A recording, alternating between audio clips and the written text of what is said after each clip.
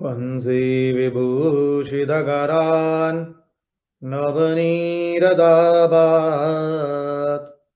पीताम्बरात् अरुणबिम्बफलादरुष्ठात् पूर्णेन्दुसुन्दरमुखात् अरविन्दनेत्रात् कृष्णात् परम् किमपि तत्त्वम् अहं न जाने। कृष्णात् परम् किमपि तत्त्वम् अहं न जाने। वृन्दावनेश्वरि तवैव पादारविन्दम् प्रमामृतयेग मकरन्दरसौगपूर्णम् हृदयपदं मधुपदे स्मरतापमुग्रम् निरवापयत् परमशीतलमाश्रयामि। निरवापयत् परमशीतलमाश्रयामि। स्वस्ति श्रीगणेशाय नमः। श्रीगुरुभ्यो नमः। श्रीसरस्वत्यै नमः। नारायणं नमस्कृत्य नरं चैव नरोत्तमं देवीं सरस्वतीं व्यासं ततो जयमुदीरयेत्। ॐ स्थापकाय च धर्मस्य सर्वधर्मस्वरूपिणे अवतारवरिष्ठाय रामकृष्णाय ते नमः। कृष्ण कन्हैया लाल की जय। भक्तवत्सल भगवान की जय। वृंदावन विहारी लाल की जय। भगवान श्री राम कृष्ण देव की जय। ओम नमो भगवते वासुदेवाय। नारायण नारायण नारायण नारायण।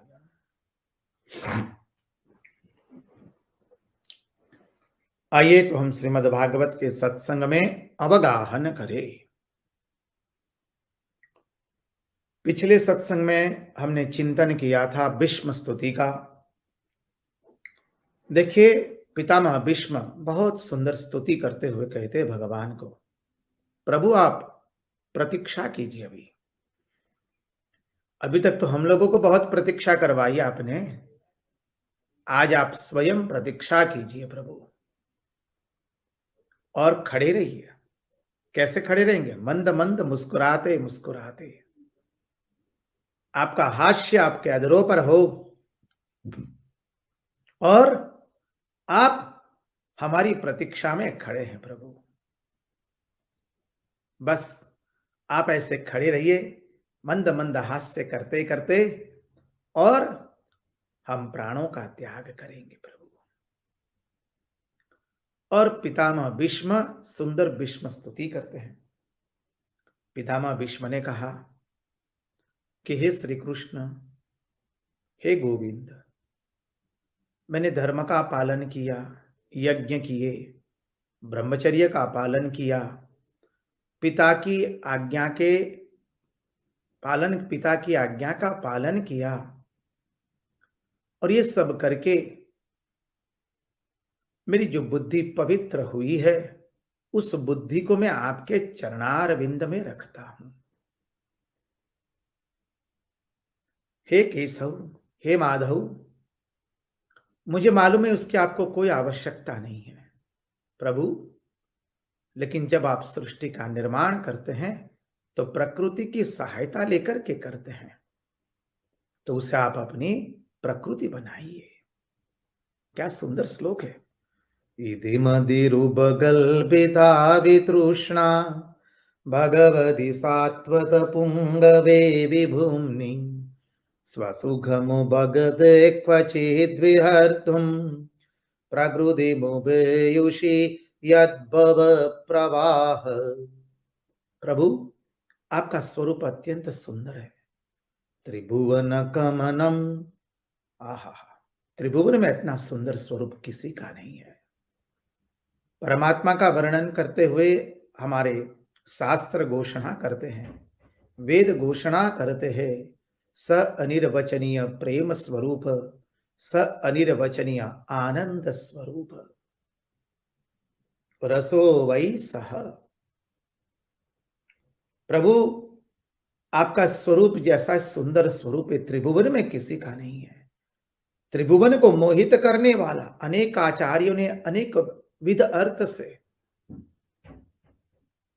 इस स्तुति की चर्चा की है, स्तुति का चिंतन किया है।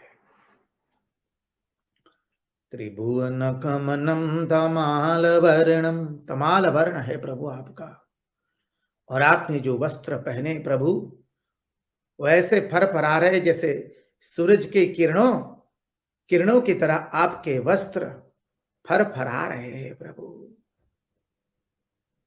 त्रिभुवन कमनम दमाल वर्णम रविकर गौरवरांबरम ददानि वपुरलकुलावृताननाब्जम विजय सखिरधिरस्तु मे नवद्या। आपका इतना सुंदर मनमोहक स्वरूप है प्रभु, उसी का मैं ध्यान करके करते मैं अपने प्राणों को त्याग करना चाहता हूं। ऐसे अर्जुन के प्रिय सखा का स्मरण करते करते विजय सखिरतिरस्तु मे नवत्या, ऐसे अर्जुन के प्रिय सखा श्री कृष्ण के चरणार बिंद में मेरे मन की मति गति और रति हो जाए। मैं उनकी शरण वंदना करता हूं, मैं उनकी शरण में आया हूं, मैं उनको वंदन करता हूं।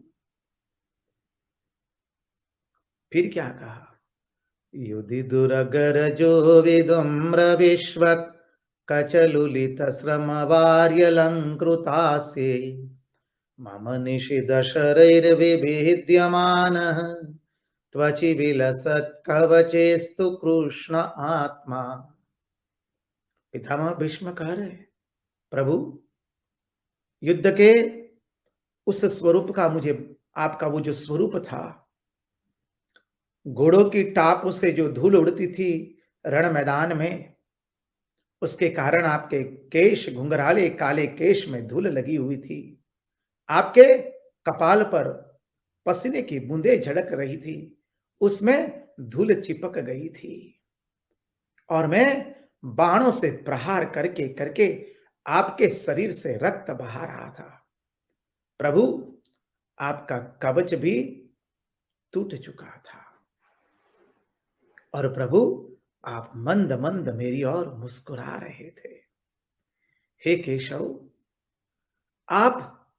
मैं जानता था कि मेरे प्रहारों की आपके ऊपर कोई असर नहीं होने वाली है, मेरे प्रहार आपके ऊपर कोई प्रभाव नहीं, मेरे प्रहारों का आपके ऊपर कोई प्रभाव नहीं पड़ने वाला है। परंतु प्रभु आप जगत को दिखा रहे थे, देखो मेरे भक्त जब मुझे बाण मारते हैं तो उसके बाणों को भी मैं आनंद से सह लेता हूं। प्रभु आप तो मेरी भक्ति को बढ़ावा दे रहे थे। मैं जब बाण मार रहा था मुझे मालूम था कि मेरे बाणों का आपके ऊपर कोई प्रभाव नहीं पड़ने वाला है, मेरे प्रहारों का आपके ऊपर कोई प्रभाव नहीं पड़ने वाला है। आपका कवच भी टूट चुका था, आप तो जगत को दर्शन करा रहे थे। मेरे भक्त जब मेरे पर बाण मारते तो भी मैं आनंद से मेरे भक्त की इच्छा पूर्ण करता हूं। हे केशव, क्या आपकी अद्भुत लीला है। जब मैं बाण मार रहा था तो प्रभु आप जगत को दर्शन करा रहे थे कि देखो भीष्म, और जगत को दर्शन करा रहे थे भीष्म के भक्ति का, विश्व के प्रेम का मैं सहर्ष स्वीकार करता हूं। प्रभु आपने जगत को और मुझे ये दर्शन करवाया है। अब ऐसे श्री कृष्ण को छोड़कर के मैं और किसका चिंतन करूं। त्वचि विलसत् कवचेस्तु कृष्ण आत्मा।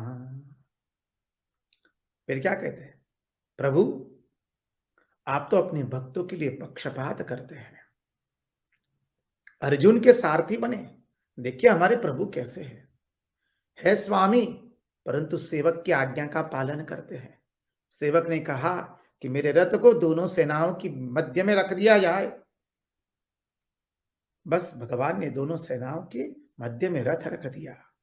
और प्रभु आपने क्या किया, अरे उसके मुंह से जो आपने आदेश दी निकलवाया कि हे केशव, अर्जुन ने आदेश दिया।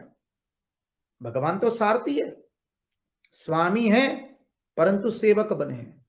ऐसा ईश्वर हमारे वैदिक सनातन धर्म को छोड़कर और कहीं नहीं मिलेगा, जो स्वामी होकर के सेवक के आदेश का पालन कर रहा है। और वो आदेश उसके मुंह से क्यों निकलवाया, क्योंकि प्रभु आप तो अपने भक्तों का पक्षपात करने वाले हैं। क्या सुंदर कहा है। जैसे ही रथ दोनों सेनाओं के मध्य में आ गया, प्रभु आपने क्या किया, कौरव सेना के सभी सैनिकों के प्राण हरण कर लिए।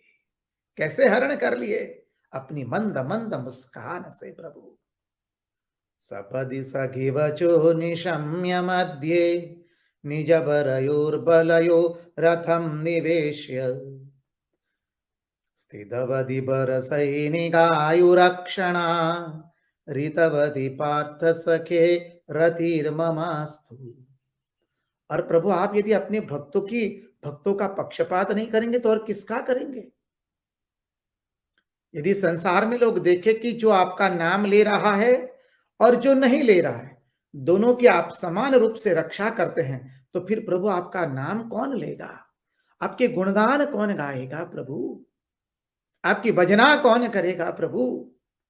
आप तो अपने भक्तों के सेवक बने हैं और आप अपने भक्तों की रक्षा के लिए कुछ भी कर सकते, इसलिए आपने पक्षपात से कौरव सेना के सैनिकों के प्राण हरण कर लिए। प्रभु अहम भक्त पराधीन ही अस्वतंत्र इव द्विज साधुभिर्ग्रस्त हृदयो भक्त जन प्रिय। प्रभु कहते हैं नवम स्कंद में, मैं तो मेरे भक्तों के पराधीन हूं, मैं स्वतंत्र नहीं हूं, मैं मेरे भक्तों के अधीन हूं। भक्त ने आज्ञा की है, प्रभु मेरे रथ को मध्य में ले चलो। भगवान ने आनंद से मध्य में रथ ले लिया। और प्रभु उस दिन को याद कीजिए जब मैं अर्जुन पर मैं अपनी पूरी ताकत से टूट पड़ा था, अर्जुन को निहत्था कर दिया था, अर्जुन मोहित हो गया था। प्रभु वो मोहित हुआ तो उसमें आप ही की लीला है, क्योंकि आपको मेरी भी प्रतिज्ञा रखनी थी। आप तो इतने महान हैं, अपने से अधिक अपने भक्तों की महिमा आप बढ़ाते हैं। तो मेरी प्रतिज्ञा रखने के लिए प्रभु आपने अर्जुन को मोहित किया है, अन्यथा अर्जुन मोहित कैसे हो सकता है। उसको तो आपने गीता का ज्ञान दे दिया, और गीता का ज्ञान सुनकर के अर्जुन ने कह दिया करिष्ये वचनम तव। और प्रभु देखिए पितामह भीष्म स्तुति करते हुए भी कहते हैं, व्यवहित ब्रुतनामुखम निरीक्ष्य स्वजन वदाद्विमुखस्य दोष बुद्धया। प्रभु आप दोनों सेनाओं की मध्य में रथ ले आए, तब अर्जुन ने दोनों सेनाओं को देखा, कौरव सेना को देखा और अर्जुन मोहित हो गए थे। व्यवहितवृदनामुखं निरीक्ष्य स्वजनवदाद्विमुखस्य दोषबुद्धया कुमतिमहरदात्मविद्यया यः चरणरतिः परमस्य तस्य मेस्तु। और अर्जुन ने कह दिया, हे केशव, हम युद्ध नहीं करेंगे। और उस वक्त अर्जुन के जो बुद्धि मोह से ग्रसित हो चुकी थी, हे केशव, उस वक्त आप ही ने उसकी बुद्धि में से मोह निकाल दिया, उसकी बुद्धि शुद्ध बनाई, पवित्र बनाई, और फिर अर्जुन युद्ध करने लगा। और युद्ध के मैदान में क्या हुआ, मैंने अर्जुन को निहत्था कर दिया। अर्जुन मोह के कारण मेरी ओर अपने बाणों का प्रयोग नहीं कर रहा था, मैंने अर्जुन को निहत्था कर दिया। तब प्रभु आपने क्या किया, रथ पर से कूद पड़े, सामने वाले रथ का पहिया आपने खींच लिया और उसी को सुदर्शन चक्र बना करके, हे नाथ, आप द्रुत गति से मेरी ओर आ रहे थे और आपने हमको ललकारा है, खबरदार एक बाण भी मेरे अर्जुन के प्रति चलाया है तो। अर्जुन आपको रोक रहा है, आप अर्जुन की बात नहीं सुन रहे। हे केशव, आप अपनी प्रतिज्ञा मत तोड़िए, अर्जुन कह रहा है। आपने अर्जुन की बात नहीं सुनी है। प्रभु, किस लिए आपने ये लीला की? क्योंकि भगवान की लीला तो एक होती है, उसके अर्थ अनेक होते हैं। वाहरे बलिहार हो जाए नाथ तुम्हारे पर।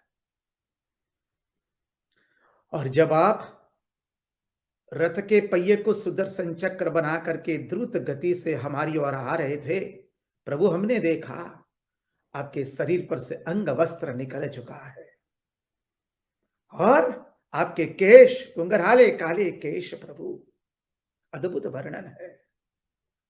स्वनिगममपहाय मत प्रतिज्ञा मृतमधिकर्तुम वप्लुतो रथस्थ। मेरी प्रतिज्ञा रखने के लिए प्रभु आपने अपनी प्रतिज्ञा तोड़ दी और द्रुत गति से मेरी ओर आ रहे थे। वाह रे प्रभु, अर्जुन के रोकने पर भी आप रुके नहीं है। स्वनिगममपहाय मत प्रतिज्ञा मृतमधिकर्तुम वप्लुतो रथस्थ द्रुतरथ चरणो भयाच्चलद्गुः हरिरिवहन्तुमिवं गतोत्तरीय। उस वक्त लगा जैसे सारी पृथ्वी कांप रही है प्रभु, और द्रुत वेग से आप मेरी ओर आ रहे थे।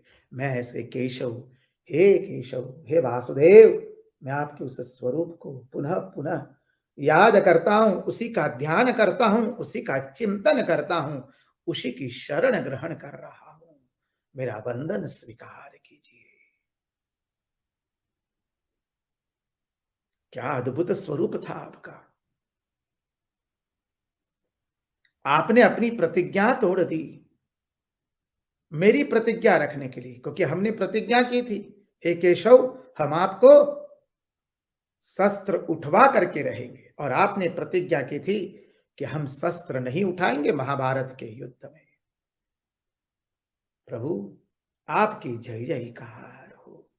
मानो इस दृश्य को हम हमारे हृदय में अंकित कर दे। ये भगवान की कितनी बड़ी कृपा है। भगवान अपनी प्रतिज्ञा तोड़ रहे हैं अपने भक्त की प्रतिज्ञा कर रखने के लिए, अपने भक्त की महिमा बढ़ाने के लिए। ऐसे है हमारे नाथ श्री कृष्ण। एते चांस कलाह पुंस कृष्णस्तु भगवान स्वयं।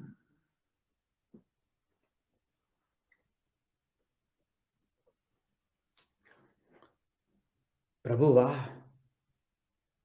अब आगे कहते हैं, शीद विशिगहदो विशीर्ण दंसः क्षतज परिप्लुत आततायिनो प्रसभमभिससार मद्वदार्थम् सबवधु मे भगवान गतिर्मुकुंद। हे केशव, हे वासुदेव, मेरे तीक्ष्ण बाण एक एक एक एक करके सबको बींध रहे थे और आपको भी बींध रहे थे। अरे आपके शरीर पर से रक्त बह रहा था, आपका शरीर रक्त से भर गया था एक तरह से, जैसे शीत विशिखः तो विशीर्ण दंसः क्षतज परिप्लुत आततायिनो में। मैं आततायी बनकर के आपके पर टूट पड़ा था प्रभु। समझिए, पितामह भीष्म कह रहे हैं, अपनी पूरी ताकत से टूट पड़े थे पितामह भीष्म।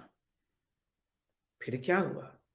प्रसभम विससार मद्वदार्थम। उस वक्त प्रभु आप रथ के पहियों को लेकर द्रुत वेग से मेरी ओर मेरा उद्धार करने के लिए आ रहे थे। प्रसभम विससार मद्वदार्थम, मेरा वध करने के लिए प्रभु आप उद्यत हुए थे।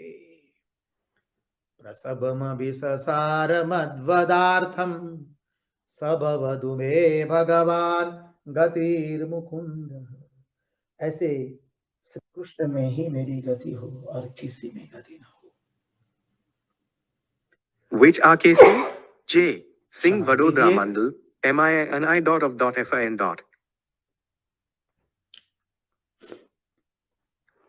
प्रसभमभि ससार मद्वदार्थम सबवतु में भगवान गतिर मुकुंद। कितनी अद्भुत बात बताई है। और आगे आने वाले श्लोक में क्या कहते प्रभु? पितामह भीष्म को इस स्वरूप बहाया है। हम सबको इस स्वरूप का चिंतन करना है, इस स्वरूप का ध्यान करना है।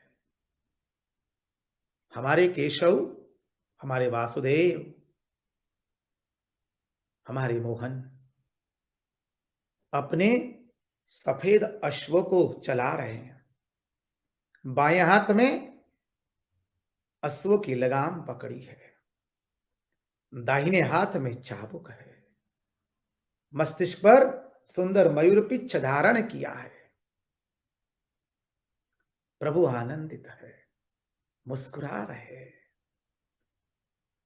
और क्या हुआ? पीछे अर्जुन खड़ा है, गांडीव लेकर के गांडीव से सबके ऊपर प्रहार कर रहा है। क्या अद्भुत दृश्य है। प्रभु जब आप अपने रथ पर सवार हुए हैं, मस्तिष्क पर सुंदर मयूर पिच्छ है, पीला पीतांबर पहना है, गले में सुंदर माला धारण की है, प्रभु आप मंद मंद मुस्कुरा रहे हैं। हे नाथ, हे गोविंद, हे केशव। जब इस स्वरूप को कौरव सेना के सैनिक, रथी, महारथी देखते हैं तो प्रभु वो आपके इस स्वरूप के पीछे तो मोहित हो गए। बस वो आपको ही एक टस देखते रहते हैं। आपके उस स्वरूप के पीछे वो इतने मोहित हो चुके हैं। और प्रभु उस वक्त वो अपना निशाना भी चुक गए, क्योंकि वो लोग केवल आपका दर्शन कर रहे हैं। जिसने आपके उस स्वरूप का दर्शन किया प्रभु, वो तो अपना भान भूल चुका है, उसका निशाना भी नहीं लग रहा है। अर्जुन तो केवल अपने बाणों की वर्षा कर रहे हैं।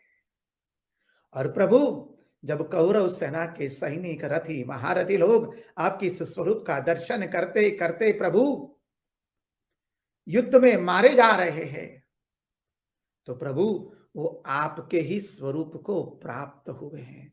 सबको सारूप्य मुक्ति मिल गई है प्रभु।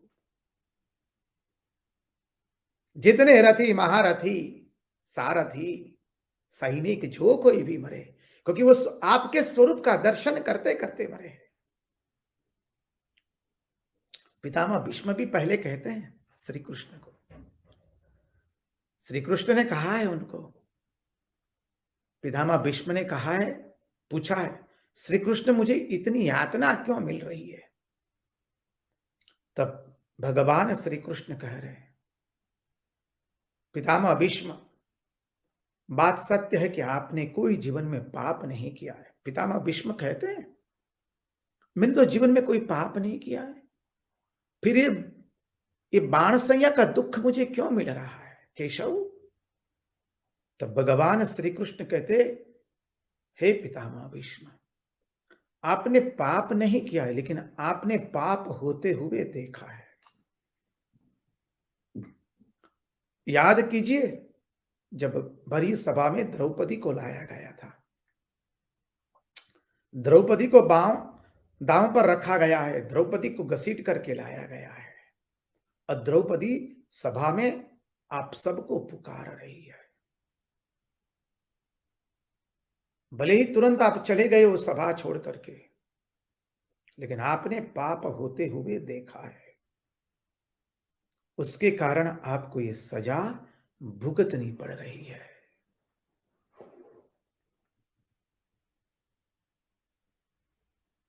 पितामह भीष्म कहते हैं, बात सत्य है। मेरा शरीर केवल कौरवों के पक्ष में था, लेकिन मेरा मन, मेरा आशीर्वाद सदैव पांडवों के पक्ष में रहे। मैं पांडवों का पक्षपाती रहा हूं। पांडवों के साथ मेरा मन, मेरे आशीर्वाद, मेरी भावनाएं पावन पांडवों से जुड़ी हुई है। श्री कृष्ण कहते हैं, तो फिर आप पांडव पक्ष से क्यों युद्ध नहीं कर रहे थे? आपने क्यों कौरव पक्ष से युद्ध किया? तब पितामह भीष्म कहते हैं, हे केशव, मैं यदि पांडवों के पक्ष से युद्ध करता तो मैं आपके इस अद्भुत स्वरूप का दर्शन नहीं कर पाता। कितना मनमोहक स्वरूप है आपका, जिसका वर्णन अभी पितामह भीष्म एक एक श्लोक में कर रहे हैं। भगवान रथ के सारथी है, श्वेत रंग के भगवान के अश्व है। भगवान पीला पीतांबर पहने हैं, हाथों में बाजू है, गले में वैजंती माला, मोतियों की माला धारण की कस्तूभ मणि है। क्या क्या वर्णन करे। ये वर्णन करते करते तो उनको गोपियों का वर्णन याद आ गया। कस्तूरी तिलकम ललाटपटले वक्षस्थले कौस्तुभम नासाग्रे वरमौक्तिकं करदले वेणुगरे कंगणम सर्वांगे हरिचंदनम सुललितम कंठे च तावले गोपस्त्रे परिवेष्टितो विजयते गोपालचूडामणि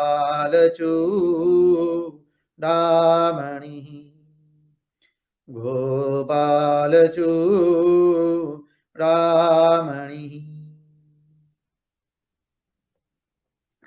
पितामह भीष्म कह रहे हैं, यदि मैं पांडवों के पक्ष से युद्ध करता तो मैं प्रभु आपके इस अनुपम सौंदर्य का दर्शन नहीं कर पाता। हमारे तो जीवन की एकमात्र अभिलाषा है, हम आपके सुंदर अनुपम अवर्णीय अतुलनीय दिव्याति दिव्य स्वरूप का दर्शन करते करते हम अपने प्राणों का त्याग करें। मेरा शरीर भले कौरवों के पक्ष में था, लेकिन मेरा आशीर्वाद, मेरी भावना, मेरा प्रेम, मेरा मन पांडवों के पक्ष में था, और मैंने पांडवों को हृदय से आशीर्वाद दिए, विजयी भव के। प्रभु, इस स्वरूप का दर्शन करने के लिए मैं कौरवों के पक्ष से लड़ रहा था, और वो स्वरूप क्या है? विजय रथ कुटुंब आततोत्रे द्रुतः यरस्मिनि तच्छ्रिये क्षणीये भगवतिरतिरस्तु मे मुमूर्षु यमिह निरीक्षहता गतः स्वरूपम्। प्रभु, जो कौरव सेना के सैनिक, रथी, महारथी, सारथी सब लोग आपके उस अनुपम स्वरूप को देख करके मोहित हो चुके, वो अपना निशाना चुक गए, और जब वो रणभूमि में वीर गति को प्राप्त हुए हैं प्रभु, तब उनको सारूप्य मुक्ति मिली है, वो आपके स्वरूप को प्राप्त हो चुके हैं, क्योंकि आप ही का दर्शन करते करते वो वीर गति को प्राप्त हुए हैं। यमिह निरीक्षहता गतः स्वरूपम। और जब ये स्वरूप का वर्णन किया तो उनको गोपियों की याद आ गई। देखिए अब जो आने वाला श्लोक है वो गोपियों के बारे में कर रहे हैं। इसलिए हमारे जो राधा वल्लभ है, हमारे जो रास विहारी श्री कृष्ण है, राधा रमण श्री कृष्ण है, राधा वल्लभ श्री कृष्ण, रास विहारी श्री कृष्ण, वो कैसे है? अरे पितामह भीष्म भी उस स्वरूप की भजना करते हैं। और देखिए पितामह भीष्म मृत्यु के समय उन्होंने अपने ज्ञान पर भरोसा नहीं रखा है। मृत्यु के समय तो वो भक्त बन चुके हैं। अष्ट वसुओं में से एक वसु है, परम ज्ञानी है पितामह भीष्म। उनके जैसा द्वितीय ज्ञानी नहीं है कोई। फिर भी पितामह भीष्म ने अंतिम समय में ज्ञान के पर आश्रित रह करके अपने प्राणों को त्याग नहीं किया है। उन्होंने भक्ति का आश्रय लिया है। और ये भक्ति भी कैसी? आहा, अद्भुत भक्ति। जैसे ही भगवान श्री कृष्ण के इस अनुपम स्वरूप का वर्णन किया तो उनको तो गोपियों की याद आ गई। और गोपियों ने जो स्वरूप देखा था, ललित गदि विलास बल गुहास प्रणय निरीक्षण कल्पितो रुमाना कृतमनुगृदवत्य उन्मदान्धः कृतमनुगृदवत्य उन्मदान्धः प्रकृतिमगन् किल यस्य गोपवध्वः प्रकृतिमगन् किल यस्य गोपवध्वः। कितना सुंदर कहा। हे केशव, ललित गदि विलास बल गुहास, गोपियां आपके चाल पर मोहित हो गई। गोपियां आपके सौंदर्य पर मोहित हो गई। गोपियां आपके माधुर्य पर मोहित हो गई। गोपियां आपके वेणु पर मोहित हो गई। गोपियां आपके श्रीअंग की प्रत्येक क्रिया पर मोहित हो गई। और प्रभु आप है ही ऐसे जो प्रत्येक को मन को अपनी ओर खींचे, उसका नाम है कृष्ण। यहां एक सुंदर प्रसंग है, हम उसका चिंतन किए बिना रह नहीं सकते हैं। देखिए, कर्षति इति कृष्ण, जो प्रत्येक के मन को अपनी ओर आकर्षित करे उसका नाम है कृष्ण। अब भगवान अपनी चाल से, अपनी वेणु से, अपने सौंदर्य से, अपने नृत्य से, अपनी वाणी से, अपने अधरों पर मधुर मधुर हास्य से प्रत्येक जीव का, प्रत्येक गोपी का मन अपनी ओर कर रहे हैं। एक बार क्या हुआ, वृंदावन में एक नई बहू आई। बहू नई ना ब्याह करके आई है। सास ने कह दिया, देख रे बहू, हम तुमको एक सावधान कर देते हैं। हमारे वृंदावन के अंदर में एक कन्हैया है। जब उसको पता चलेगा कि तुम आई हो नया ब्याह करके, तो वो तुमको अपनी ओर आकर्षित करने के लिए अनेकों प्रयास करेगा। पहले बंसुरी बजाएगा, बाद में नृत्य करेगा, बाद में अपना दर्शन देगा, लेकिन बहू जान के रखो, तुम उसकी ओर देखोगी तक नहीं। क्योंकि जिस जिसने उसकी ओर देखा, जो जो इसके प्रति मोहित हो गया, उसका घर-बार छूट गया है। बहू, गलती से उसकी ओर देखना मत, उसकी बांसुरी का नाद मत सुनना बहू, उसके नृत्य को देखना नहीं।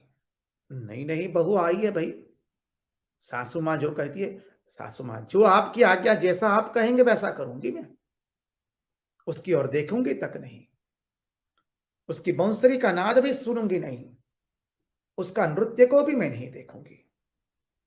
नहीं बहू, सासू माँ की जो आज्ञा। अब क्या हुआ, हमारे कन्हैया तो बांसुरी तान कर दी, बांसुरी छोड़ दी कन्हैया ने। जहां बहू को पता चला, तुरंत सासू माँ की शिक्षा याद आई कि वो बांसुरी बजाएगा तुम्हारे मन को उसकी ओर आकर्षित करने के लिए। उसने तुरंत कर्णों में अपनी अंगुलियां डाल दी, बोले बंसी वादन की कोई असर ही ना हो। अब क्या करें, हमारा कन्हैया भी तो कम नहीं है ना, नटवर है। नट मानी अभिनेता, नटवर मानी अभिनेताओं का भी जो अभिनेता है।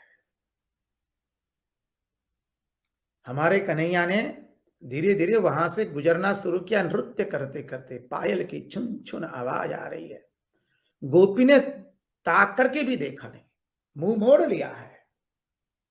अच्छा, भगवान कहते हम तो नृत्य कर रहे फिर भी ये हमारी ओर नहीं देख रही है। अच्छा, अब हमारे ये तो नटवर है ना, उनको कौन पहुंच सकता है। तो हमारे नटवर ने क्या किया, छोटा सा कंकण लिया और मारा। और वो कंकण लगा कहां, गोपी के मस्तिष्क में, बहू के मस्तिष्क में। और तुरंत बहू ने देखा किसने मारा, और जहां देखा, आहा कितना सुंदर स्वरूप। बरहाबीडं नटवरवपु कर्णयो कर्णिकारं बिभ्रद्वास कनककपिशं वैजयन्तीं च मालाम्। रन्ध्रान् वेणोरधरसुधया पूरयन् गोपवृन्दै वृन्दारण्यं स्वपदरमणं प्राविशत् गीतकीर्ति। जहां बहू ने वो देखा, बहू सब कुछ छोड़ करके भागी। बहू की सास और ननंद देख रही है कि बहू गई, बहू को बचाने के लिए वो भी गए। बहू गई, वो फिर कभी वापस आई नहीं। सास और ननंद भी गई, वो भी फिर कभी वापस नहीं आई। ये हमारे श्री कृष्ण का मनमोहक स्वरूप है। अब पितामह भीष्म वही स्तुति कर रहे हैं। ललित गति विलास वल्गुहास प्रणय निरीक्षण कल्पितो रुमाना कृतमनुगृधवत्य उन्मदान्दाः प्रकृति मगन किल यस्य गोपवध्वः। अरे गोपियां तुम्हारे सुंदर चाल पर, तुम्हारे सुंदर नृत्य पर, तुम्हारी सुंदर वेणु पर, तुम्हारे सौंदर्य पर, तुम्हारे हास्य पर मोहित हो गई। और तुम उसके साथ रास लीला कर रहे थे और अचानक तुम अदृश्य हो गए। प्रभु तो रास लीला से अंतर्धान हो गए और तुम रास लीला से अंतर्धान हो गए। तब क्या हुआ, अरे गोपियों ने जो कल्पांत किया है। गोपियां रो रही है और विरह में गोपियों ने क्या किया, यमुना जी के पुलिन पर आई।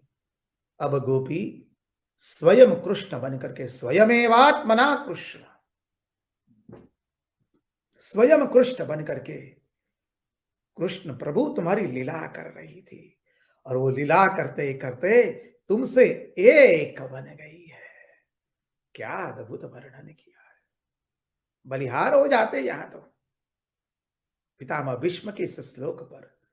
ललित गति विलास वल्गुहास प्रणय निरीक्षण कल्पितो रुमाना कृतमनुगृधवत्य उन्मदान्धाः। वो तो उन्मद बन चुकी, पागल बन चुकी थी गोपियां, जब आप प्रभु रास लीला से अदृश्य हो गए।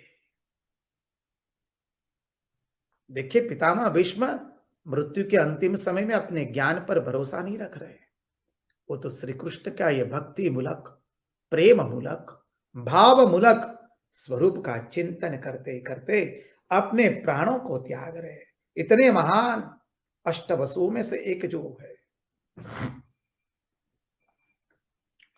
क्रुधमनुगृधवत्य उन्मदान्धाः प्रकृति मगन किल यस्य गोपवध्वः। अब चले आगे, क्या कहा, मुनिगण नृपवर्य संकुलेन्दः सदसि युधिष्ठिर राजसूय येषाम् अरहणमुपपेद ईक्षणीयो मम दृशि गोचर एष आविरात्मा। पितामह भीष्म कहते हैं, जब धर्मराज युधिष्ठिर ने राजसूय यज्ञ किया तो प्रभु उस राजसूय यज्ञ में सर्वप्रथम पूजा आपकी हुई है। तब मैं वहां उपस्थित था। अरे जिसकी राजस्व यज्ञ में सर्वप्रथम अग्र पूजा हो रही है, किसके द्वारा? आप सम्मानित हुए मुनियों द्वारा, चक्रवर्ती सम्राटों के द्वारा, ऋषियों के द्वारा, तपस्वी त्यागी वैरागी के द्वारा। मुनिगण नृपवर्य संकुलिन्तः सदस्य युधिष्ठिर राजसूय येषाम् अर्हणमुपपद ईक्षणीयो। वह भगवान आज मेरे सामने खड़े हैं जिसकी राजस्व यज्ञ में अग्र पूजा हुई है। मम दृष्टि गोचर एष आविरात्मा, आज मेरे सामने खड़े हैं, प्रतीक्षा कर रहे हैं। वाह रे प्रभु, आज हमने आदेश दिया आपको कि प्रभु आप खड़े रहिए, प्रतीक्षा कीजिए, हम हमारे प्राणों को त्याग रहे। वाह रे मेरे नाथ, हम तो बलिहार हो जाए तुम्हारे पर। प्रभु स्वामी हैं, आज सेवक की आज्ञा का पालन कर रहे। और प्रभु बाण सैया पर मंद मंद मुस्कुराते हुए, सुंदर उनकी अलकावली, त्रिभुवन कमनम तमाल वर्णम रविकर गौरवराम्बरम ददाने। अरे उनके कपोल पर, उनके कपाल पर भी उनके मस्तिष्क के जो काले गुंगराले अलकाएं हैं वो लटक कर रही है। क्या सुंदर वर्णन है। त्रिभुवन कमनम दमाल वर्णम रविकर गौरवराम्बरम ददाने वपुरलक कुलावृताननाब्जम विजय सखिरतिरस्तु मेनवद्या। और प्रभु खड़े आज भक्त की आज्ञा का पालन कर रहे हैं।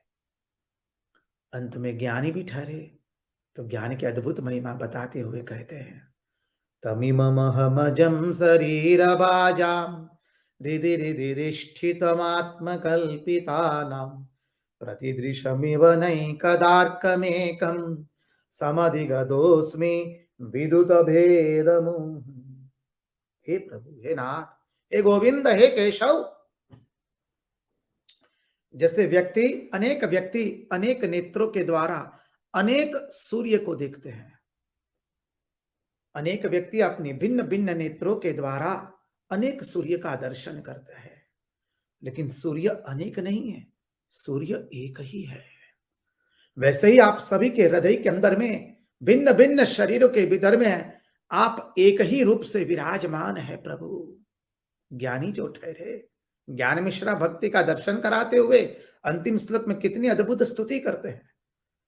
तमिममहमजं शरीरभाजां हृदि हृदिधिष्ठितमात्मकल्पितानां प्रतिदृशमिव नैकदार्कमेकं समधिगतोऽस्मि विदुतभेदमुम्। लेकिन प्रभु आप अनेक नहीं है, आप सबके हृदय में वही अनंत अखंड अविनाशी सच्चिदानंद रूप आपका विराजित है और आप वो एक ही है। और उस स्वरूप को मैंने दर्शन किया है, उस स्वरूप का मैंने अनुभव किया है, उस स्वरूप का ज्ञान प्राप्त मैंने किया है। मैं विमोहित हो करके उस स्वरूप का दर्शन कर रहा हूं। पितामह भीष्म अद्भुत स्तुति कर रहे हैं। भगवान ने पितामह भीष्म का हाथ अपने हाथों में लिया है। भीष्म स्तुति करते करते पितामह भीष्म ने अपने प्राणों को त्यागा है। याद रखिए, पितामह भीष्म के प्राण कोई लोक में नहीं गए, उनकी कोई गति नहीं हुई है लोक में, उनकी कोई गति नहीं हुई है। विशेष करके ध्यान दे इस बात पर, उनकी कोई गति नहीं हुई है, उनकी कोई लोक में गति नहीं हुई है। उनके प्राण वहीं पर पंच महाभूत में विलीन हो गए हैं, क्योंकि अब कहीं उनकी गति होने वाली नहीं हो। तो गति अगति से परे है, वो कोई सामान्य साधक नहीं है, सामान्य ज्ञानी नहीं है, वो तो गति अगति से परे है पितामह भीष्म। इसलिए कहा गया, तमिममहमजं शरीरभाजां हृदि हृदिधिष्ठितमात्मकल्पितानां प्रतिदृशमिव नैकदार्कमेकं समधिगतोऽस्मि विदुत भेद मोह। इसलिए उनकी कोई गति नहीं होने वाली है। देखिए, सोन्तः उपारमथ, अर्थात प्राणों पर चढ़कर किसी लोक में वो नहीं गए हैं। भागवत में आता है कि उनकी कोई गति नहीं हुई है, वो कोई लोक में नहीं गए हैं, उनका तो वहीं पर शरीर सभी ब्रह्म तत्व में विलीन हो गया है, चराचर में विलीन हो गया है। यह है पितामह भीष्म की विशेषता। उनकी प्राणों की कोई गति नहीं हुई, वो कहीं गए नहीं, कोई लोक में नहीं गए, उनका शरीर तो वहीं पर समस्त प्रकृति के अंदर में पंच महाभूतों में विलीन हो गया है। अद्भुत स्तुति है। पितामह ने भीष्म ने स्तुति की, अपने प्राणों का त्याग किया, इच्छा मृत्यु का उनको वरदान था। उत्तरायण पक्ष में उन्होंने अपने शरीर को त्यागा है। अब देखिए कई लोग कहते हैं कि भाई देखिए उनकी मृत्यु उत्तरायण पक्ष में हुई, अच्छा हुआ, और अच्छी गति होगी। कोई पक्ष में मरने से कोई गति अच्छी होने वाली ऐसा नहीं है। अंतिम समय यदि भगवान का नामस्मरण याद आया तभी सदगति होगी। चाहे उत्तरायण पक्ष में मरो या पूर्व पक्ष में मरो या कोई भी पक्ष में मरो, ऐसा नहीं है कि अच्छे दिन मरने से अच्छी गति हो जाती है। अरे सारा जीवन जिसका चिंतन किया होगा वही अंतिम समय में याद आवेगा। पितामह भीष्म ने सारा जीवन श्री कृष्ण की लीलाओं का चिंतन किया है, श्री कृष्ण का ध्यान किया है, स्मरण किया है, श्रवण किया है, मनन किया है, निधिध्यासन किया है। सारा जीवन श्री कृष्ण लीला कथा का चिंतन किया है, भगवान नामस्मरण किया है। परिणाम स्वरूप अंतिम समय में वो भगवान को आज्ञा दे रहे, प्रभु आप यहीं पर रुकिए, प्रतीक्षा कीजिए। और कैसे प्रतीक्षा करें? प्रभु अधरों पर सुंदर सुंदर हास्य हो। क्या सुंदर वर्णन किया है जो देखा अभी हमने। ये क्यों हुआ? क्योंकि पितामह भीष्म इतने महान है। अब आगे के अध्याय में बहुत सुंदर प्रसंग आता है। देखिए धर्मराज युधिष्ठिर की वृत्ति भोग परायण वृत्ति नहीं है। जिस व्यक्ति की वृत्ति भोग परायण न हो वही राजा बनने का अधिकारी होता है, अन्यथा कोई राजा बनने का अधिकारी नहीं है। राजा बन करके राज्य की तिजोरी पर जिसको भोग वृत्ति रखनी है वो राजा बनने के अधिकारी नहीं है। धर्मराज युधिष्ठिर को यज्ञ करना है लेकिन उनके पास धन नहीं है। अब जो प्रजा का धन है वो तो बोले वो तो कर से जो धन मिला है वो धन है, वो धन तो उनका नहीं है, वो तो प्रजा का धन है, तो कैसे यज्ञ करे? तब भगवान कहते हैं जाओ धर्मराज युधिष्ठिर पूर्व दिशा में अग्रसर हो और वहां पर आपको बहुत धन प्राप्त होगा। धर्मराज युधिष्ठिर जाते हैं और खुदाई करते हैं पूर्व दिशा में जाकर के, तो वहां धन मिला। और देखिए जब राजा की जमीन में, राजा तो चक्रवर्ती सम्राट है, कहीं पर भी दटा हुआ धन वो तो राजा का धन होता है, राज्य का धन होता है। इसलिए वो धन लेकर के, वो तो राजा का निजी धन भी गिना गया है, वो धन लेकर के फिर धर्मराज युधिष्ठिर ने यज्ञ किया है। ऐसे धर्मराज युधिष्ठिर की बात है। अब श्री कृष्ण ये यज्ञ संपन्न होने के बाद कुछ महीनों तक वहां रुके हैं। कहां रुके हैं? हस्तिनापुर में। अब भगवान विदाई लेंगे। बहुत सुंदर प्रसंग है ये। मानव इस प्रसंग को अपने हृदय में अंकित कर देना, ये ध्यान का विषय है। प्रभु अब हस्तिनापुर से द्वारिका की ओर प्रयाण करने के लिए प्रस्तुत हुए।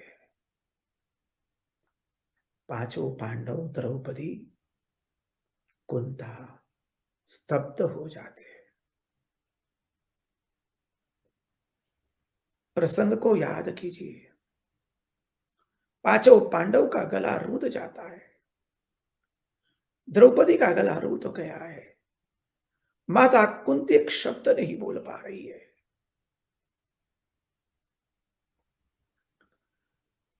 पांचों पांडव सहित माता कुंती और द्रौपदी के पलक गिर नहीं रहे। हृदय का प्रेम अश्रु बन करके गिर रहा है नेत्रों से।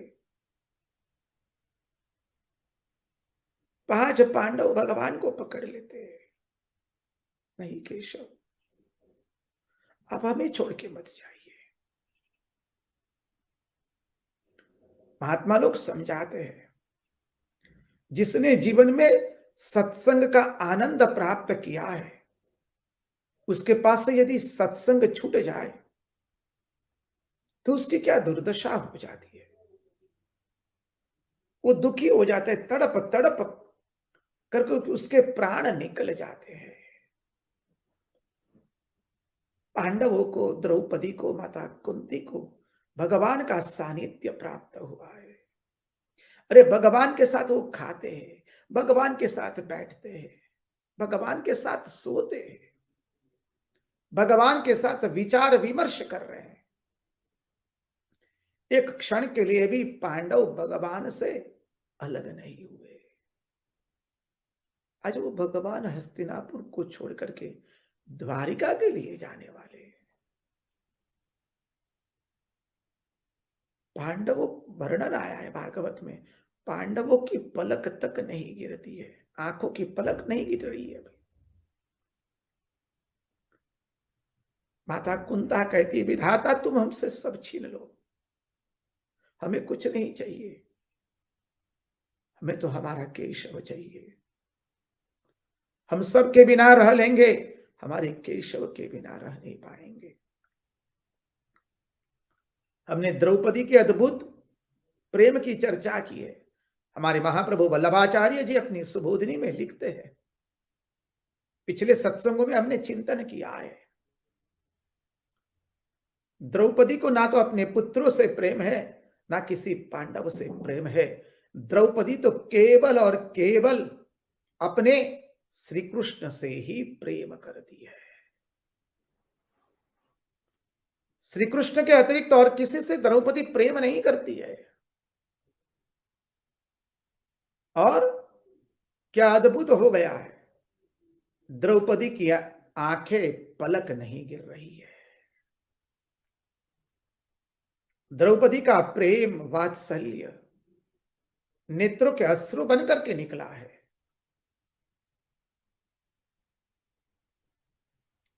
पांडव भगवान को घेर चुके हैं। देखिए, यही प्रसंग, ऐसा ही प्रसंग बना है। गोपियां जब भगवान श्री कृष्ण का दर्शन करती है, जब भगवान गायों को लेकर, बछड़ों को लेकर के गोप बालकों के साथ वन में जाते हैं गाये चराने, गोपियां भगवान का अद्भुत दर्शन कर रही है। और तब गोपियों की पलक थोड़ी गिर जाती है तो गोपियां ब्रह्मा जी को गाली देती है। तब, अरे ये ब्रह्मा ने हमारी पलकें गिरने वाली क्यों बनाई। गोपियां ब्रह्मा जी को गाली देती है तब। अरे जो मृग भगवान के दर्शन कर रहे थे, हरिण एवं हरिणी भगवान के दर्शन कर रहे हैं, अपलक नेत्रों से दर्शन कर रहे हैं। जो भी इस श्री कृष्ण के सौंदर्य को देखता है वो मोहित हो जाता है। उसको उस सौंदर्य के अतिरिक्त और कुछ नहीं भाता है। वो केवल उस सौंदर्य का पुजारी बन जाता है। सौंदर्य के सिवा उसे और कुछ नहीं भाता है। ये भगवान की लीला ऐसी है। पांडवों के नेत्र, उसमें पलक नहीं गिर रही है। वो स्थिर हो गए, जैसे अचेतन हो गए। पांडव भगवान के दर्शन कर रहे और श्री कृष्ण को कह रहे, प्रभु हम आपसे अलग नहीं होना चाहते, आप हमें छोड़ करके मत जाइए। भगवान सबको सांत्वना दे रहे, सबको आनंद दे रहे। भगवान तो सबके हृदय के भीतर में है। वह श्री कृष्ण धीरे धीरे अपने रथ पर आरूढ़ होते हैं। देखिए, यहां पर अनेकों प्रसंग आते हैं। सुदामा को जब पता चला है कि श्री कृष्ण आज गुरुकुल से चले जाने वाले हैं, वो भी भगवान के इस स्वरूप को देख देख करके रो रहे हैं। गोपियों को जब पता चला उद्धव आए और भगवान को ले जा रहे हैं, गोपियों के नेत्र अपलक रह गए। उनका हृदय का प्रेम नेत्रों के अश्रु बन करके प्रकट हुआ है। क्या अद्भुत सौंदर्य है भगवान का। थोड़ा चिंतन करो मानव। आज पांडव भी भगवान के इस स्वरूप का दर्शन कर रहे अपलक नेत्रों से। भगवान सबको सांत्वना देते देते रथ पर आरूढ़ होते हैं और भगवान का अनुपम सौंदर्य, पीला पीतांबर पहना है, कस्तूरी तिलक किया है, सुंदर वक्षस्थल, भगवान का सुंदर वक्षस्थल, विशाल वक्षस्थल है, हाथों में बाजू है, कर्णों में सुंदर कुंडल पहने हैं, वैजयंती माला है, मोतियों की माला प्रभु के श्रीअंग पर शोभित हो रही है। प्रभु का सौंदर्य देखकर सब मोहित हो जाते हैं। स अनिर्वचनीय प्रेम स्वरूप, स अनिर्वचनीय आनंद स्वरूप। सब भगवान का अनुपम सौंदर्य देख रहे। भगवान जब हस्तिनापुर से जा रहे तो गोपियां की तरह हस्तिनापुर की स्त्रियां भगवान के स्वरूप का वर्णन कर रही है। वाह कितना मधुर स्वरूप है। अरे उस वक्त क्या हुआ, वेदों ने कह दिया, अरे हमने तो निर्गुण ब्रह्म का वर्णन किया है, आओ आज इस सगुण ब्रह्म का हम वर्णन करें। और वेद जो है आज सगुण साकार ब्रह्म का वर्णन करने लगे। आज तक तो हमने निर्गुण ब्रह्म का बहुत वर्णन किया, नेति नेति कर करके आज इस सगुण साकार ब्रह्म का वर्णन करे। आओ इतना सुंदर भगवान का स्वरूप है, उसका वर्णन करें हम। और वेद भी भगवान का वर्णन कर रहे हैं। किसके साथ? हस्तिनापुर की स्त्रियां जो भगवान का वर्णन कर रही है, उनके साथ वो भी वर्णन कर रहे हैं। धन्य है, आनंद आनंद आ गया। आज सगुण ब्रह्म का वर्णन हो रहा है। माताएं, आबाल वृद्ध पुरुष, जो कोई भगवान को देखता है वो एक टस केवल देखता रहता है। उसके नेत्र पलक नहीं लगाते हैं, उसके नेत्रों से अश्रु बह रहे हैं केवल। और वो चेतन अचेतन हो गया और अचेतन जैसे चेतन हो गया। भगवान के स्वरूप का वर्णन आता है वेणुगीत के अंदर में, और यह दर्शन हो रहा है। भगवान सबको आनंद दे रहे हैं। पांडवों का हृदय बहुत व्यतीत हो गया है। सजल नेत्रों से पांडव भगवान को विदाई दे रहे हैं। अब यहां देखिए धर्मराज युधिष्ठिर की भावना, प्रभु को तो प्रेम करते हैं ना। धर्मराज युधिष्ठिर ने कहा कि प्रभु को हम अकेले नहीं जाने देंगे। उनकी रक्षा के लिए धर्मराज युधिष्ठिर ने छोटा सा लश्कर भी भेजा, थोड़े सैनिक भी भेजे। बोले प्रभु को मार्ग में कोई असुविधा ना हो। अरे जो प्रभु ने उनको महाभारत का युद्ध जिताया, जो प्रभु ने हर विपत्तियों में उनकी रक्षा की, उन प्रभु की रक्षा के लिए धर्मराज युधिष्ठिर छोटे थोड़े सैनिक भेज देते हैं। ये क्या है? भक्त की भावना है। भावना के अंदर में, प्रेम के अंदर में व्यक्ति कितना बड़ा है वो नहीं देखा जाता है।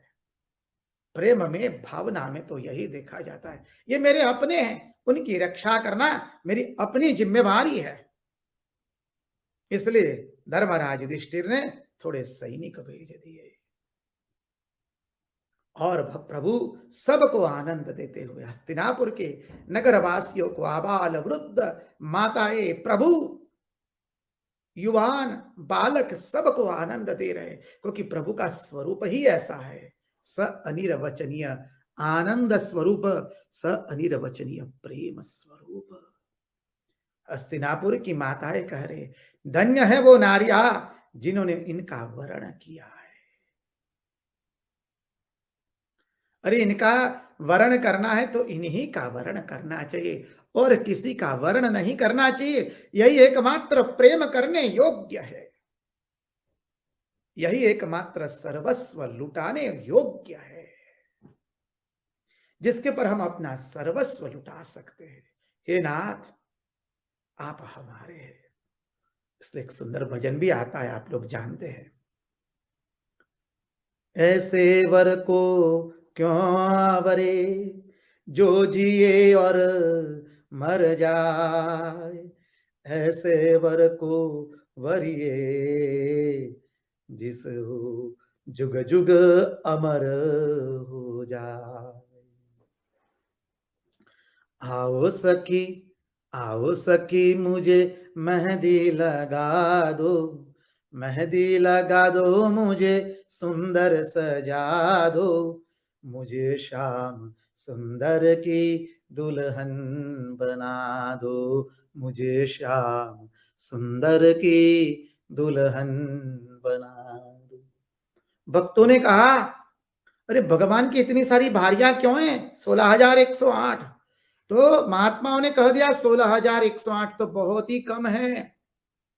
अरे जितने जितनी शक्तियां हैं, जितने अणु हैं, उनकी जितनी जितनी शक्तियां हैं, वो सब तो भगवान की भारियां है। पुरुष तो एकमात्र भगवान श्री कृष्ण है।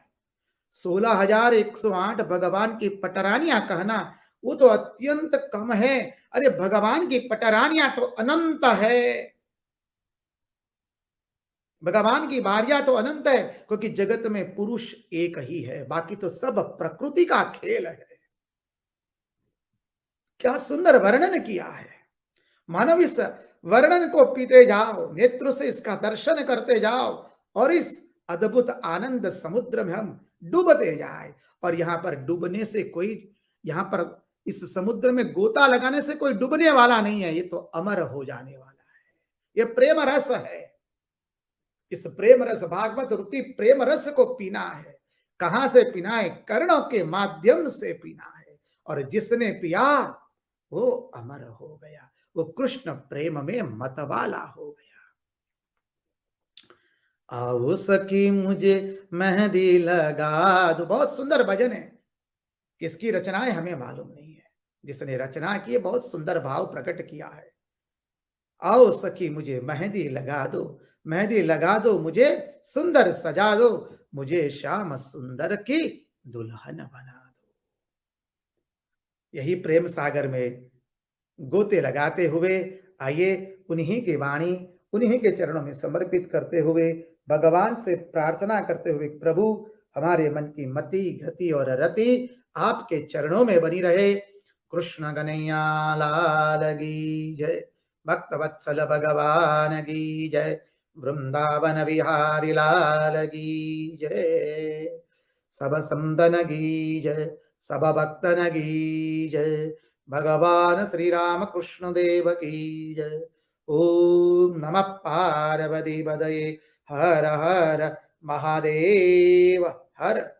जय जय श्री राधे, जय जय श्री राधे, जय जय श्री राधे। सबको जय राम कृष्ण, जय श्री कृष्ण।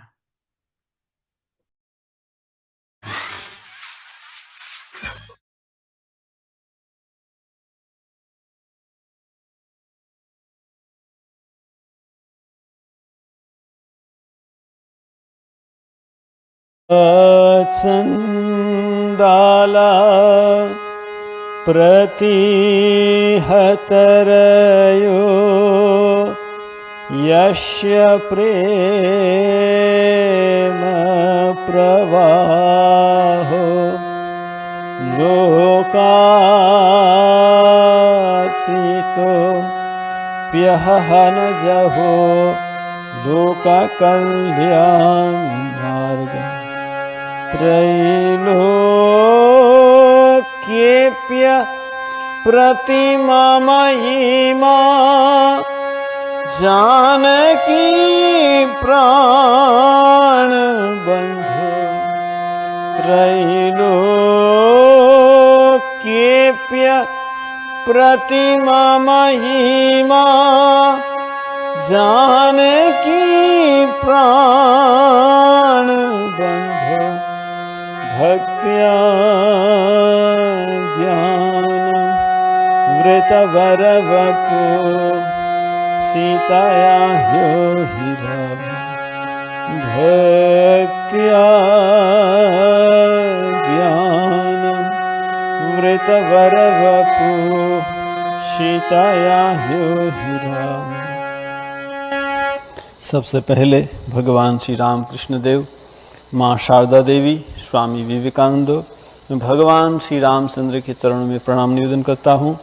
यहाँ के बड़े महाराज परम पूज्य नरसिम्हा स्वामी निखिलेश्वर जी महाराज, यहाँ के सन्यासी ब्रह्मचारी और आप सभी के चरणों में प्रणाम निवेदन करता हूँ, क्योंकि आपके सभी के हृदय में भगवान श्री रामचंद्र माँ जानकी विराजमान है।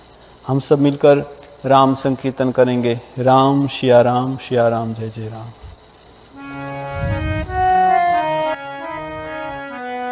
राम सिया राम जय जय राम राम।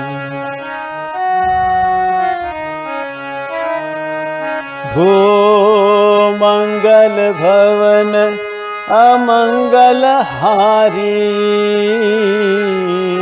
द्रवम सुदशरथ अजीर बिहारी। राम सिया राम जय जय राम राम।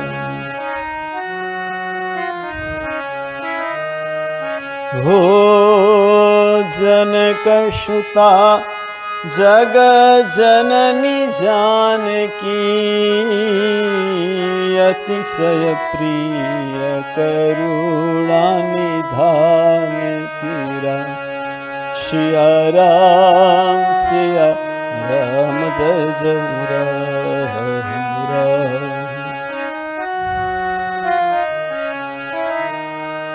हो ताके जुगपद कमल मनावो जासु कृपा निरमल मति पाऊ। राम सिया राम जय जय राम राम।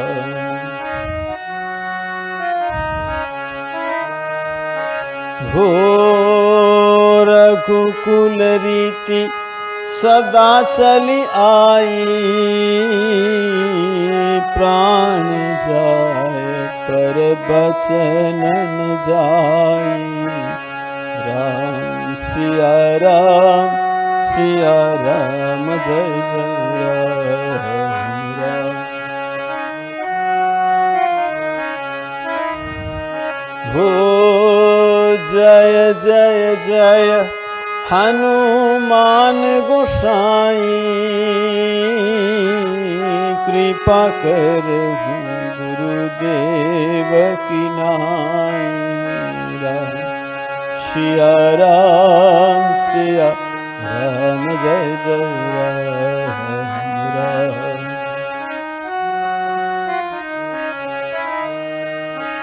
हो सिया राम मैं सब जग जानी करहु प्रणाम जोरी जुग पानी। राम सिया राम जय जय राम राम। सिया राम जय जय राम।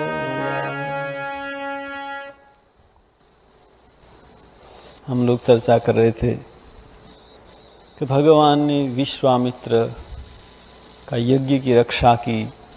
बाद में विश्वामित्र मुनि उनको धनुष यज्ञ में ले जा रहे, बीच में गौतम मुनि का आश्रम आया।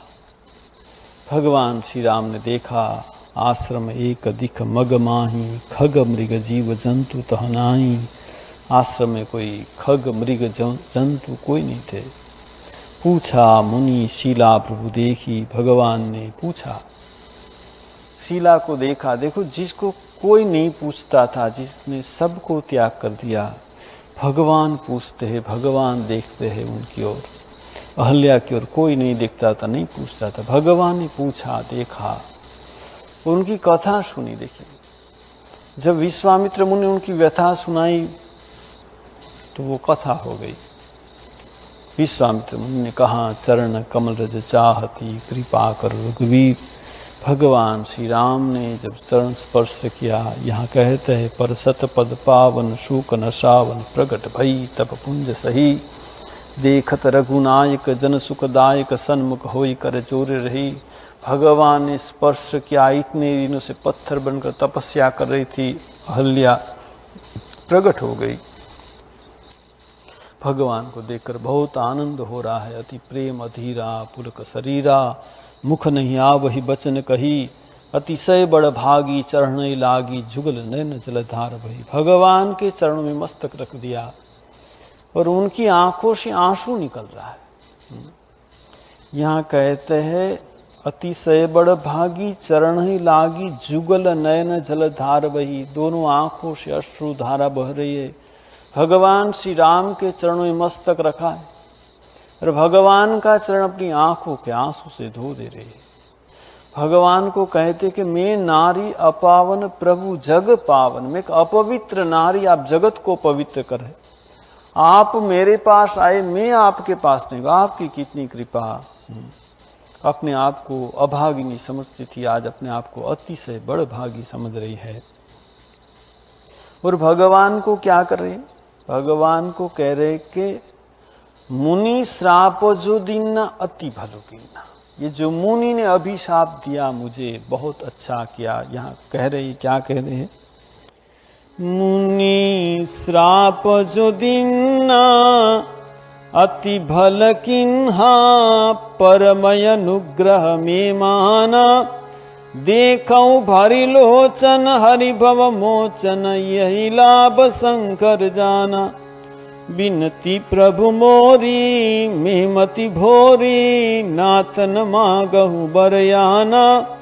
पद कमल परागा रस अनुरागा, मम मन मधुप करे पाना। मुनि श्राप जो दीन अति भलो कीना।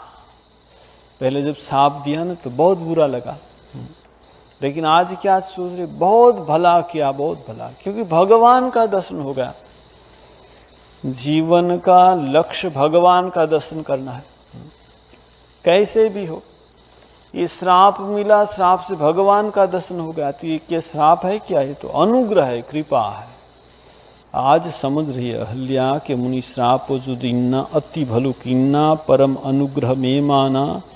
देखो भरी लोचन, आहा, मैं भगवान को आंखों से देख रही हूँ। देखूं भरी लोचन भव भय मोचन। भगवान का दर्शन करने से क्या होता है कि भव भय का मोचन हो जाता है, डर चला जाता है। अब जन्म नहीं होगा, मैं मुक्त हो गई, बस भव भय, यही लाभ शंकर जान। भगवान शिव कितने सालों तपस्या समाधि में बैठते हैं, तो भगवान राम का दर्शन मिलता है उनको। और यहाँ जो शिव को दर्शन मिल रहा है, वही दर्शन किसको मिल रहा है? अहल्या को। अहल्या कहती कहाँ शिव और कहाँ मैं। जो भगवान शिव को लाभ मिला वो मुझे मिल रहा है।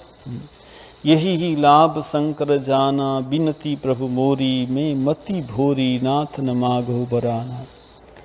मेरी की विनती है, मैं आपके पास वर मांगती हूँ। क्या वर मांगती है अहल्या? अहल्या वर मांगती भगवान से, पद कमल परागा रस अनुरागा, मम मन मधुप करे पाना। ये जो मेरा मन रूपी भ्रमर है ना, आपका चरण कमल का मधुपान करे। देखिए हमारा मन इधर उधर भटकता है, कभी भगवान में लगता है, कभी विषय में लगता है। लेकिन यहाँ अहल्या करे, बस ये मन अभी प्रभु के चरणों में लग जाए, अब विषय में न जाए। जब भगवान का मन प्रभु के शरण में लग जाता है तो कितना आनंद आता है। ये जो आनंद है ना, उसके पास विषय का आनंद तुच्छ है। तो यहाँ ये आनंद मिल गया किसको? अहल्या को। वो कहती कि अब प्रभु मैं एक ही विनती, एक ही वर मांगती हूँ आपके पास। क्या वर मांगती हूँ? बस मेरा मन आप में लग जाए, अब कहीं न जाए। पद कमल परागा रस अनुरागा मम मन मधुप करे पाना। अरे भगवान के चरण को देखकर इतना आनंद हो रहा है।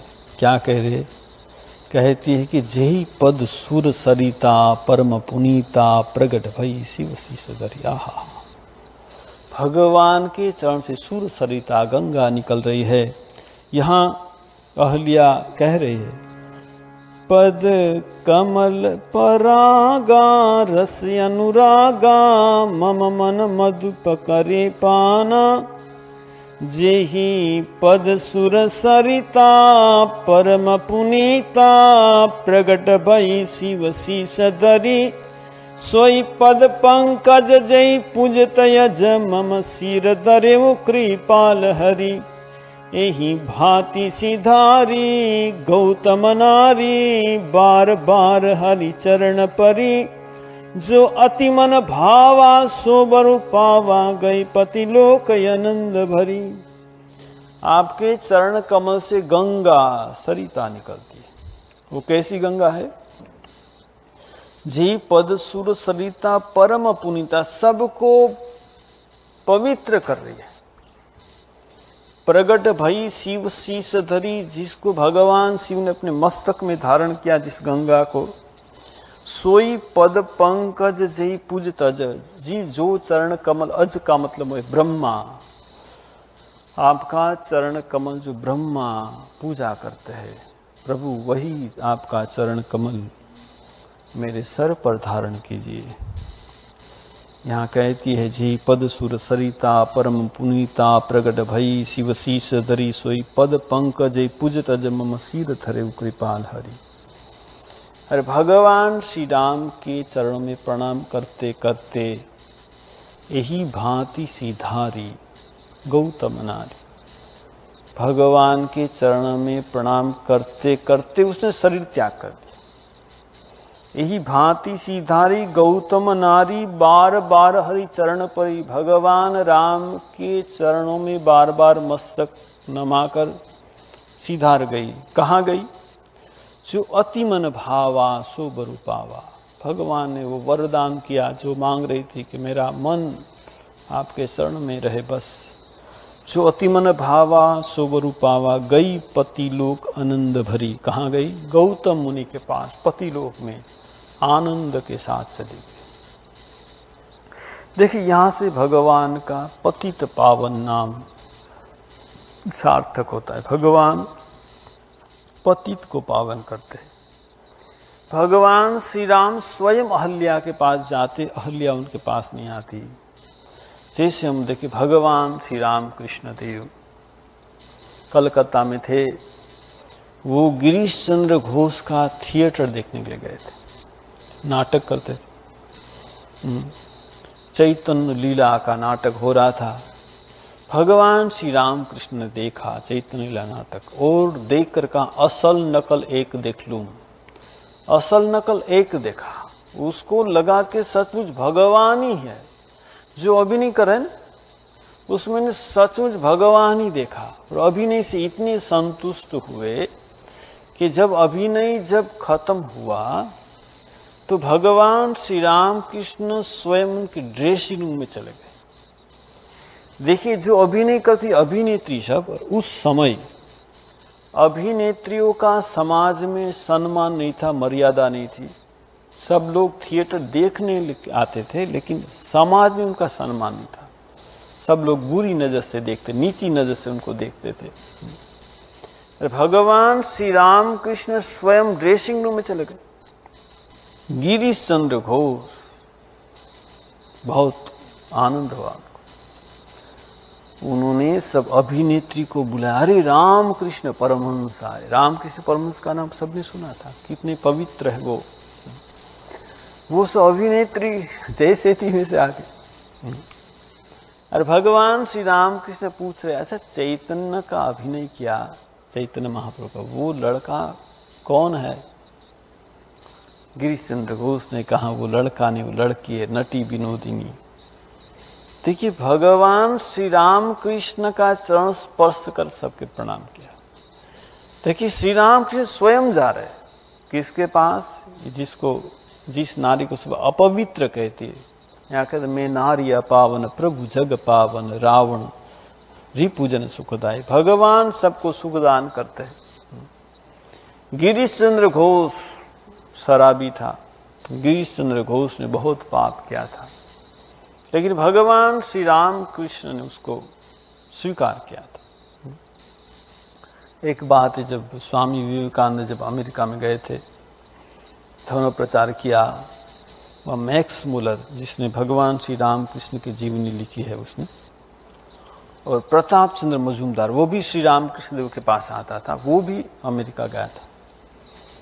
प्रताप चंद्र मजूमदार बड़े थे स्वामी विवेकानंद से, वो तो स्वामी विवेकानंद को देखा है, छोकरा एक छोटा सा है ठाकुर के पास बैठे, उसने देखा था।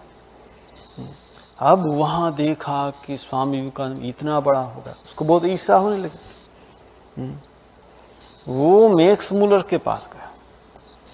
मैक्स मुलर ने पूछा तुम श्री राम कृष्ण को पहचानते हो? हाँ पहचानता हूँ। कैसे आदमी? अरे अच्छे आदमी, पहले अच्छे थे, बाद में सब अभिनेत्री, सब शराबी, ऐसे सब आदमी के साथ मिलकर ना वो बुरे हो गए। ऐसे लोगों से मिलते थे जिनका चरित्र अच्छा नहीं। मैक्स मुलर चेयर पर बैठा था, वो खड़ा होगा। अभी मैं तो यही सोचता था, मैं सोचता था क्या श्री राम कृष्ण सिर्फ तुम्हारे जैसे बुद्धिमान लोगों के लिए आए थे क्या? स्वामी विवेकानंद तुम्हारे जैसे? मैं सोच रहा था कि ये अपवित्र, ये सब लोगों के लिए कुछ नहीं किया। आज मुझे विश्वास हो गया श्री राम कृष्ण भगवान है। वो सबके पास गए थे, देखिए उल्टा हो गया। वो ऐसा उनको समझाना चाहता था श्री राम कृष्ण कुछ नहीं है, लेकिन मैक्स मुलर खड़ा हो गया से मुझे विश्वास हो गया श्री राम कृष्ण भगवान है।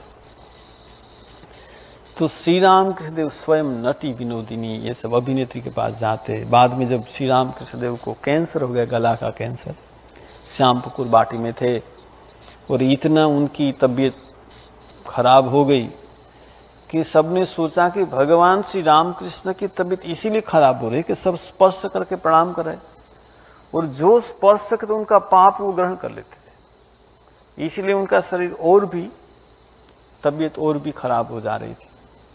इसीलिए भक्त लोगों ने सोचा कि उनको प्रणाम करने के लिए सब लोग नहीं जाएंगे। वो स्त्री लोग तो जाएगी नहीं, कोई स्त्री लोग, सिर्फ पुरुष जो भक्त है ना, जो जान पहचान, वही जाएंगे। तो ऐसा नियम कर दिया, और नीचे कोई खड़ा रहता था, किसी को आने नहीं देता था। अब नटी विनोदिनी की इच्छा हुई श्री राम कृष्ण देव की दर्शन करने के लिए, क्या करे? तो गिरीश चंद्र घोष का एक दोस्त था कालीपद घोष, वो भी उनका जैसे शराबी था, लेकिन श्री राम कृष्ण देव के पास आता था। उसने कहा मैं तुमको ले जाऊंगा। उसने क्या किया, ये नटी विनोदिनी को पुरुष वेश साहब सजा दिया, मस्तक पर टोपी, कोट पैंट पर। और वो तो अभिनेत्री थी, तो अभिनेत्री तो करने में और सजने में तो बहुत वो भी उस्ताद थी। ऐसा सजा, कोट पैंट बूट सब पहना कर और ले आया, और कहा कि मेरा दोस्त है। तो नीचे निरंजनानंद से उन्हें छोड़ दिया, ठीक है जाओ दोस्त को ले जाओ। श्री राम कृष्ण देव के पास आए, श्री राम के तो प्रणाम किया, तो ठाकुर पहचान, वो विनोद तुम आई हो, देखिए उनको विनोद कहते थे। उसने चरण पकड़ बहुत रोने लगी। श्री राम कृष्ण आशीर्वाद दिया तुम्हारा चैतन्य हो, तुम्हारा चैतन्य हो।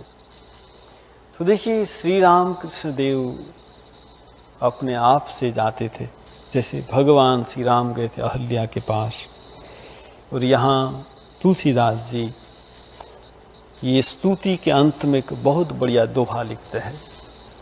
ये दोहा क्या है? ये दोहा अपने मन को कहते हैं। ये मन को का मतलब हमारे सबके मन को कहते हैं। ये मन को शिक्षा दे रहे। क्या शिक्षा दे रहे तुलसीदास जी? अस प्रभु दीन बंधु हरि कारण रहित दयाल, तुलसीदास सठ ते ही भजू साड़ी कपट जंजाल। अस प्रभु दीन बंधु हरि कारण रहित दयाल, तुलसीदास सठ ते ही भजू साड़ी कपट जंजाल। अस प्रभु दीन बंधु हरि कारण रहित दयाल। भगवान कैसे दीन के बंधु, कोई कारण के बिना कृपा करते हैं, कारण रहित दया दया करते हैं। तुलसीदास सठ ते ही भजू। तुलसीदास अपने मन को सठ मूर्ख कहते है, मूर्ख मन तू भगवान को भजो। कैसे? छाड़ी कपट जंजाल। जब भगवान के पास हम जाएंगे ना तो कोई कपट नहीं रखेंगे। भगवान के पास हम अपना जो अपराध है, अपना पाप को स्वीकार करके भगवान को बोलेंगे, भगवान को बोलेंगे, और किसी को नहीं। और किसी को कहने से वो हमारी बात किसी को बोल देगा, कभी ऐसा होगा। तो भगवान को सब बोलना है हमको। भगवान सब क्षमा कर देते हैं। ये जो गिरीश चंद्र घोष ठाकुर जी के पास आया और कहा कि मैंने इतना पाप किया है कि मैं जहाँ खड़ा रहूँगा 7 हाथ माटी अपवित्र हो जाए। कोई ऐसा पाप नहीं है मैंने नहीं किया। देखिए श्री राम कृष्ण उसको स्वीकार किया। जब कहा कि तुम सुबह शाम भगवान का नाम कर पाओगे, नहीं कर पाऊंगा। तुम रात को भगवान का नाम कर पाएंगे, सोने के समय नहीं कर पाऊंगा। तो देखिए फिर भी भगवान श्री राम कृष्ण उसको स्वीकार करते हैं। उनकी पूरी जिम्मेवारी रहे, जो जिम्मेवारी है ना भगवान ले लेते, अपने सर पर ले लेते। तो देखिए भगवान के पास जाकर सब स्वीकार करना है। कहते कि रसिक मेथर था श्री राम कृष्ण दक्षिणेश्वर में, उनके पास बहुत बड़े बड़े लोग आते थे। ये रसिक तो मेथर भंगी था, वो कैसे अंदर घुसेगा। लेकिन ठाकुर जी बहुत दयालु, उसको पता है कि बाबा को एक बार जो मिल गया तो बस थोड़ी बात कर लूँगा। तो वो चाहता था बाबा एक बार मिल जाए। और एक बार देखा कि पंचवटी के पास श्री राम कृष्ण टहल रहे, अकेले हैं। और ये भंगी रसिक मेथर ने श्री राम कृष्ण को साष्टांग प्रणाम करके चरण पकड़ लिया कि बाबा मेरा क्या होगा। तो श्री राम कृष्ण देव ने कहा, अरे तुमको क्या चिंता है, तुम तो भवतारिणी माँ जो जगत जननी है, जगदम्बा है, माँ काली, उनके झाड़ूदार हो। तुम तो यहाँ साफ करते हो ना, झाड़ू देते हो ना, तुम तो सामान्य नहीं हो। माँ जगदम्बा जो जगत जननी माँ काली भवतारिणी, उनके झाड़ूदार। तुमको क्या चिंता, तुम्हारा हो जाएगा। देखिए जो काम कर रहा था ना रसिक में था, इतने दिन तक तो वो सोच रहा था मैं झाड़ूदार हूँ, मुझे कुछ पैसा मिल रहा है। लेकिन अभी क्या सोच रहा है, झाड़ू देने के समय में माँ भवतारिणी, माँ काली, जगदम्बा का झाड़ूदार, ऐसा सोच कर झाड़ू दे रहा है। और क्या हुआ, अंत में कहते कि मृत्यु के समय जब उसका मरण होने वाला था, उसने कहा कि अरे मुझे ले जाओ तुलसी मंच के पास। अरे तुम देख नहीं रहो, बाबा आए, आसन लगा दो, बाबा आए, बाबा आए। देखिए श्री राम कृष्ण मृत्यु के समय पर आए, उनका उद्धार किया। तो ये हम देखते तुलसीदास जी कहते कि भगवान के पास कपट मत करो। माँ शारदा देवी के पास एक महिला आई, जब वो बाग बाजार में माँ थी, महिला घर के बाहर खड़ी है और कह रही मैंने इतना पाप किया है कि मैं तुम्हारे घर में आने की मेरी योग्यता नहीं है, मैं कैसे आऊँ, मैंने बहुत बुरा कर्म किया। माँ ने क्या किया, माँ घर से बाहर निकली, उसका हाथ पकड़ अंदर ले गई, अंदर एक गले लगा लिया। अरे बेटी, तुमने जो पाप किया है ना, सब क्षमा हो जाएगा, अब मत करो, जो किया है किया है। देखिए, सर्वधर्मान परित्यज्य मामेकम शरणं व्रज अहम त्वां सर्व पापेभ्यो मोक्षयिष्यामि मा शुचे। भगवान श्री कृष्ण कहते, यहाँ माँ कहती कि तुम्हारा सब पाप क्षमा हो जाएगा। देखिए, माँ ने उसको गले लगा लिया। जो भगवान के पास अपना जो कपट है, जो हमारी कुछ बुराई है, कोई अपराध है, कोई पाप है, भगवान को बताएंगे कि भगवान मेरा कोई नहीं है। भगवान क्या करेंगे, हमको समस्त पाप से मुक्त कर देंगे और अपने चरणों में आश्रय देंगे। माँ क्या कहते, माँ शारदा देवी, माँ शारदा देवी कहते, मेरा लड़का जो धूला कादव में रगड़ेगा, मैं उसको साफ करके अपनी गोद में बिठा लूँगी। बंगाली में कहते हैं कि आमार छेले यदि धूलू कादा माखे, आमी ताके झेड़े कोले तुले ने, वो मेरा लड़का धूला कादव में रगड़ेगा, मैं उसको साफ गोद में उठा लूँगी। यदि धूला कादव क्या है, हमसे कोई अपराध हो गया, कोई दोष हो गया, कोई पाप हो गया, लेकिन हम जब माँ के पास आएंगे, माँ क्या करेगी, वो धूला कादव से हमको साफ करके गोद में उठा लेंगी। कोई अपराध बन गया, लेकिन माँ के पास आकर हमको क्या करना है, वो स्वीकार करना है, ठीक है। माँ क्या करेगी, माँ हमको गोद में उठा लेंगी। लेकिन ये जो साफ करने की प्रक्रिया है, वो थोड़ी सी कठिन है। जैसे देखिए, छोटे छोटे थे, खेलते थे, बाद में अच्छी तरह स्नान नहीं करते थे, पैर में धूला लग जाता था, तो माँ जब देखती थी कि अरे ये पैर में धूला लग गया, तो माँ क्या करते, बाथरूम में ले जाकर पैर को ऐसा रगड़ती थी कि धूला जो है ना सब साफ करती। लेकिन जब वो पैर ऐसे रगड़ती थी पैर को, कैसे चमड़ा उठ जाए, लगता था छोड़ दे छोड़ दे, माँ छोड़ती नहीं। तो जो हमको भगवान कभी दुख देते हैं ना, तो क्या करते, ये रगड़ते, साफ करते, क्यों, हमको गोद में उठा ले। देखिए, माँ कहती जो आए हैं, जो आए नहीं, जो आएंगे, सबको बता दो मैं सबकी माँ हूँ, मैं गुरु पत्नी नहीं हूँ, मैं कहने वाली माँ नहीं, मैं सचमुच जननी हूँ। तो देखिए, हमारे लिए माँ है, माँ शारदा देवी। किसी अपराध हो गया, कोई दोष हो गया, माँ के पास जाके हम माँ को कहेंगे। माँ कहती मुझे कोई माँ कहकर पुकारेगा, मैं उसको वापस नहीं जाने दूंगी। आमा के यदि माँ बोले कि डाके आमी ताके फेराते पार बोला, मैं उसको वापस नहीं जाने दूंगी। देखिए, माँ को पुकारना है और कहना है माँ हमको शक्ति दे कि अब हमसे पाप कर्म न हो। ये जो अहल्या कहते कि आपके चरण में मन लग जाए, बस मेरा मन रूपी भ्रमर आपके चरण के मधु का पान, और कुछ नहीं, बस ये तुच्छ विषय जो है, हम बार बार हमारा मन उधर भटकता है।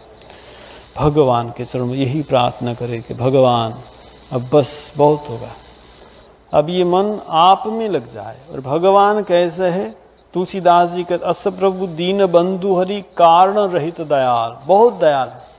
कोई कारण के सिवा कुछ जाति नहीं देखते हैं, कोई चरित्र नहीं देखते भगवान, कितना पाप किया वो नहीं देखते, सब पर कृपा करते भगवान। तुलसीदास जी कहते तुलसीदास सठते बजू छाड़ी कपट जंजाल। माँ शारदा देवी कहती मैं सत की माँ हूँ, असत की माँ हूँ, पापी की माँ हूँ, साधु की माँ हूँ, सबकी माँ। देखिए, तो हमारी माँ तो है ही, हम सिर्फ माँ को पुकारें, माँ के पास जाने का प्रयत्न करें, ये शक्ति भी भगवान ही हमको प्रदान करे। इसी भगवान के चरण में प्रार्थना करते हम सब लोग। और फिर ये चर्चा को हम आगे बढ़ाएंगे। हम भगवान का संकीर्तन करते हैं, आप सब लोग संकीर्तन करें।